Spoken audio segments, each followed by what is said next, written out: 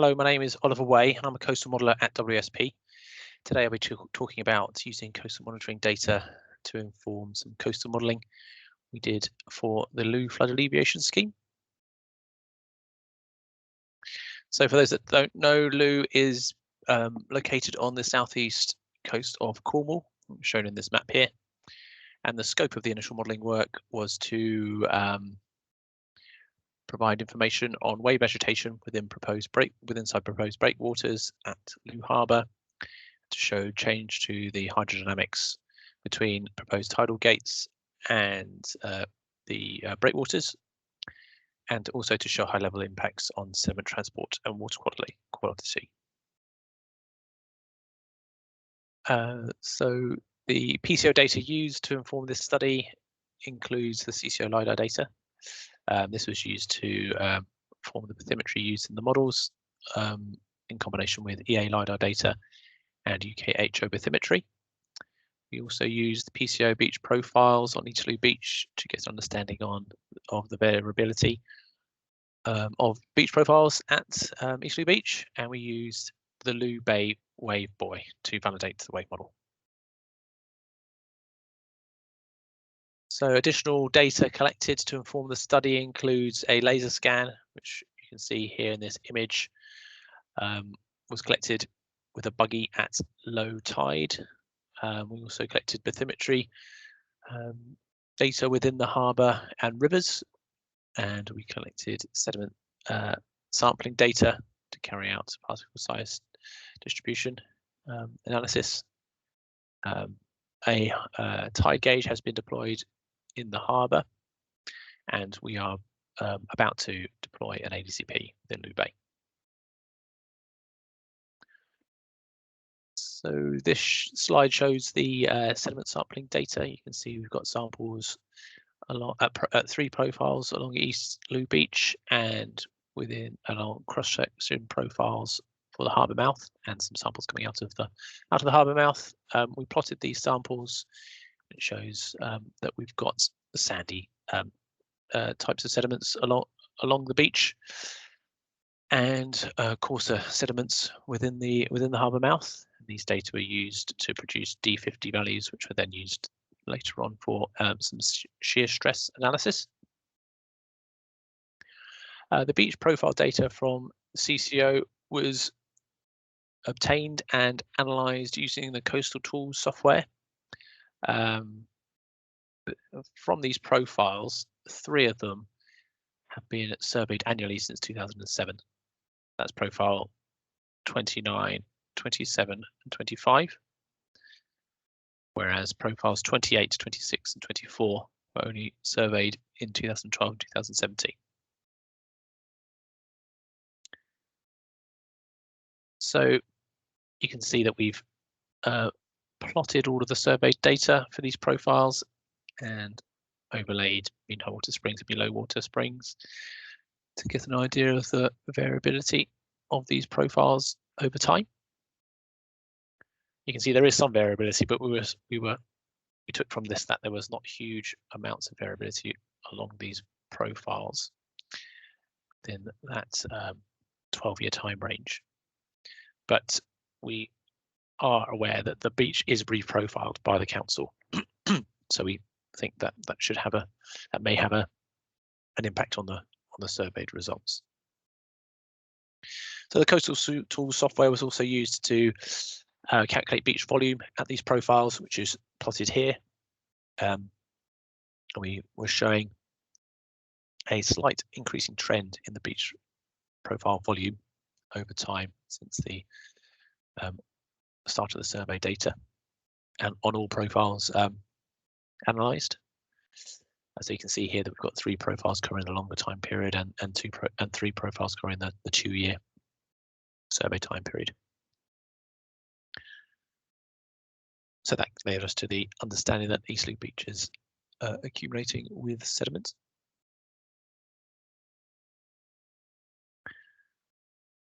So we have carried out some spectral wave modelling to provide wave conditions at the mouth of Looe Harbour. To do this, we've created a regional model of the southeast coast of Cornwall. I've done a high resolution or higher resolution local model of the coastline, and this is used to simulate roughly 40 years worth of WaveWatch 3 hindcast data, and then from that data, an extreme value analysis is carried out, and then using those extreme wave values, those are used in combination with the coastal flood boundary water levels to provide joint probability analysis of wave and water level conditions. And those are analysed over 7 directional sectors shown here. So those wave conditions, those extreme wave conditions, are then taken further forward for later analysis of wave conditions. So the spectral wave model is validated at the Looe wave buoy for 4 storm periods, as shown here.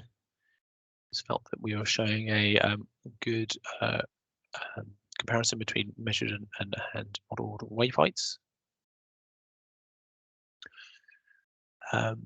Some difference plots are shown here to indicate wave sheltering impacts from the proposed breakwater. This large proposed breakwater is shown in the model results here. So we're showing the difference in wave heights between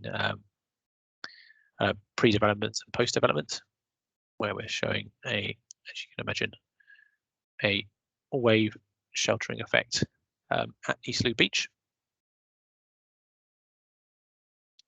This shows results from the south-southwest and east-southeast. The spectral wave model was also used to provide boundary conditions for a local Boosanesque wave model of Looe Harbour. This shows some wave agitation results for 3 scenarios. We've got baseline existing case on the left. In the middle, we've got this large breakwater configuration, and then on the right, we've got a smaller breakwater configuration. This formed part of the initial option testing for the project. We're showing simulated wave heights within the harbour to get an understanding of conditions for moored vessels within the breakwaters. We have also carried out some tidal modelling for Looe, and for this we have refined our English Channel tidal model. You can see here that the model extends up past East Anglia and out to along the south coast of Cornwall, and I have refined the mesh around Looe, which then provides boundary conditions for a Looe Bay tidal model.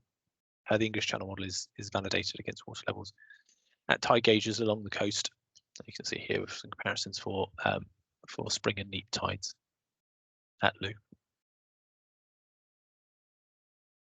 So the Looe Bay tidal model increases resolution around Looe Harbour mouth, and you can see we have validated against current speeds and current direction at a point within Looe Bay, showing a good comparison.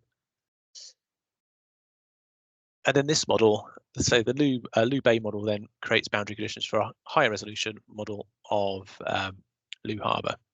So we've got a very high resolution model with the proposed schemes built into the mesh. You can see here that we've got this large breakwater configuration and also 2 piers for a tidal gate, where the mesh resolution increases to roughly 2 meters around these tidal gate pier structures. And this was set up as a 3-dimensional model with 10 vertical layers. We simulated tidal flow for spring and neap tide conditions for Looe Harbour mouth, and then we've looked at velocity differences in the surface and bottom layers. So here we can see reductions in current speeds and increases in current speeds, and due to this proposed breakwater structure. So on the left we can see peak ebb, and on the right we can see peak flood. We've got the surface layer and the bottom layer.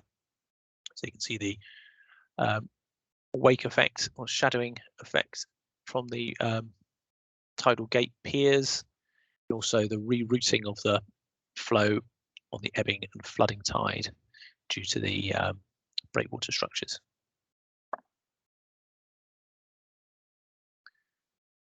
Bed shear stress was then calculated from the simulated tidal velocities, and here we're showing changes in bed shear stress due to the development of the proposed scheme. So we're showing an increase in bed shear stress between the tidal gate piers due to the increase in current speeds in this location.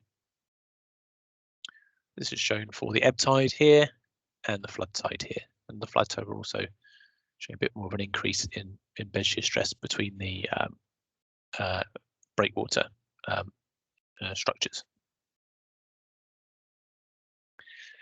Then the sediment sampling data was then used to get an understanding of exceedance of bed shear stress to show an initial, or to get a better understanding of, or initial understanding of sediment transports around the proposed scheme. So here we're showing bed shear stress exceedance for location 16 and 17, which you can see is within the harbour mouth.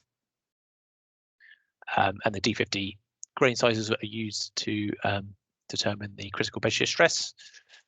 And so we are showing an increase of exceedance for the during the ebbing tide for spring tides for the proposed scheme.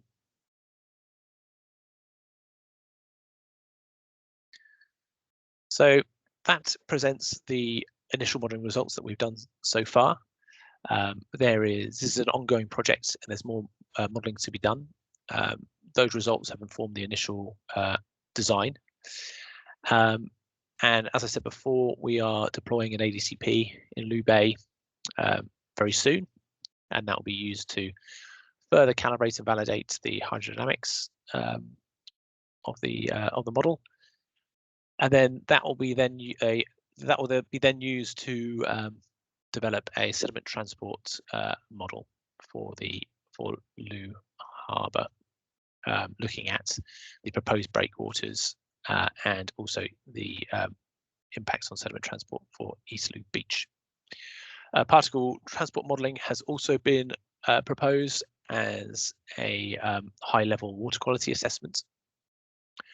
And there will be some computational fluid dynamics modelling of the proposed tidal gates to get more detailed simulated data for changes in current speeds and bed shear stress. And our three-dimensional modelling will provide boundary conditions for that computational fluid dynamics modelling. And there has also been a tide gauge installed in Looe Harbour, so providing better data for the future, which is good.